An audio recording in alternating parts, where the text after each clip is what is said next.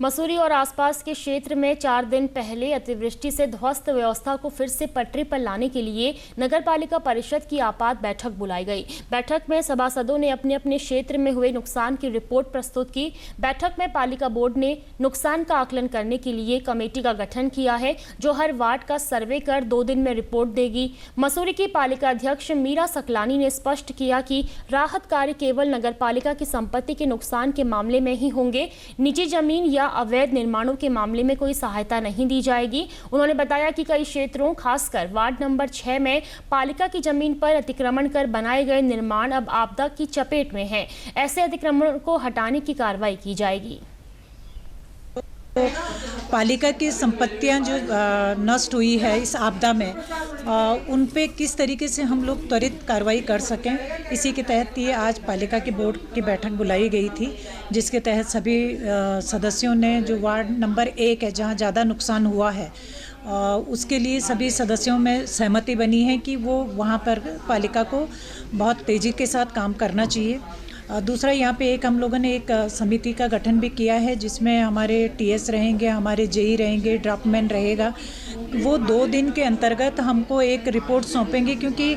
पूरे क्षेत्र से ये भी शिकायत आ रही है कि किसी के घर की अगर दीवार भी टूटी है तो वो कह रहे हैं कि ये पालिका की दीवार है, पालिका इसकी को देगी। अगर प्राइवेट प्रॉपर्टी होगी तो उसमें पालिका कुछ भी नहीं कर पाएगी, लेकिन हाँ, पालिका की संपत्ति होगी या पालिका की संपत्ति की वजह से किसी प्राइवेट प्रॉपर्टी को नुकसान होगा तो उसकी भरपाई पालिका करेगी। ये आज बोर्ड में निर्णय लिया गया, बात जरूर रखी है और पूरा बोर्ड की सहमति इस पे है कि जहाँ पे अतिक्रमण हुआ है, वैसे भी बहुत सेंसिटिव जोन है वो, और इस तरीके की आपदा, जब पूरा शहर आपदा से ग्रसित है और वहाँ भी अगर किसी तरीके की कोई घटना घटती है तो उसके लिए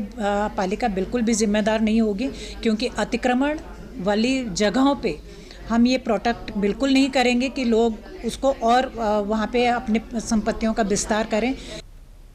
वहीं सभासदों ने कहा कि कई वार्डों में पुश्ते गिर चुके हैं, मकानों को खतरा है और सड़कों पर मलबा जमा है। निर्णय लिया गया कि सबसे पहले राहत कार्य झड़ी पानी वार्ड से शुरू किए जाएंगे। सभासदों का कहना है कि नाले खालों पर कब्जों के कारण ड्रेनेज सिस्टम और नगरपालिका दोनों ही पूरी तरह फेल हुए हैं।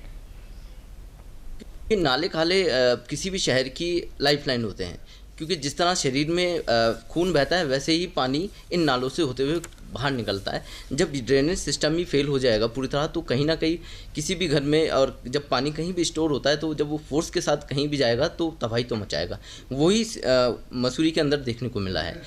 चाहे उसमें कहीं होटल शामिल क्यों ना हो, चाहे कोई भवन शामिल क्यों ना हो, कोई भी हो उसके अंदर, जिन लोगों ने नालों पे जो कब्जे किए हैं उनका ही देन है कि आज मसूरी जो क्षतिग्रस्त हो रही है, जो लैंडस्लाइड मसूरी में हो रहा है, चाहे वो मकान हो, दुकान हो, कोई भी हो, वो इसीलिए हो रहा है क्योंकि हमारा जो ड्रेनेज सिस्टम है पूरी तरह फेल कर चुके हैं। क्योंकि लोगों ने जो कब्जे कर लिए उनको ड्रेनेज को खुलवाना बहुत बड़े अपने आप में एक चुनौती है, और अभी तक मैं मानता हूं कि इस चुनौती में हम फेल साबित हुए हैं। अगर सही टाइम पे और सही समय पे हम इन चीज़ों को खोल पाएँ आगे भविष्य के लिए, तो शायद ये मुश्किलें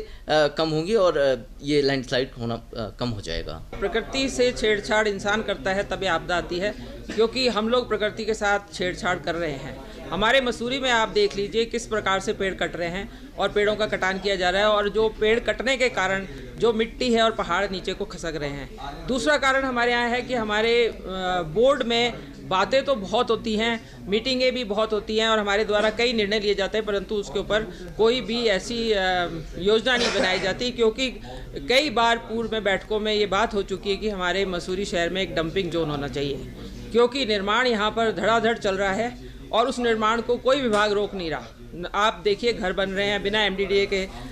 जो नक्शे पास हो नहीं रहे, और एमडीडीए भी इस प्रकार सोया हुआ है बिल्कुल कि मकान बनाते जाओ और आपदा से गिरते जाओ, और वो मकान बनाने रुक नहीं रहे, और इससे कंस्ट्रक्शन जो हो रही है, लोग पहाड़ काट रहे हैं, लोगों का मलबा आ रहा है, उठा के पहाड़ों के नीचे फेंक रहे हैं। उनकी गाड़ियाँ जो हैं नगर पालिका के जितने भी हमारी रेलिंग लगी हुई है उनको तोड़ती हुई, केमल बैक रोड पे आप देख लीजिए, आप हाथीपांव क्षेत्र में देख लीजिए, आप नीचे गज्जी बैंड की तरफ देख लीजिए, सब तरफ मलबा फेंका जा रहा है। यहाँ तक कि आप देखिए कोलू खेत के ऊपर जो झरना आज की डेट में है, उस झरने पर जो मलबा आया वो कहाँ से आया? वो मलबा किसी नदी का नहीं है, वो मलबा डंपिंग जोन ना होने के कारण जो लोगों ने गाड़ियों से मलबा नीचे फेंका, और वही हमारी आपदा का कारण बन रहा है।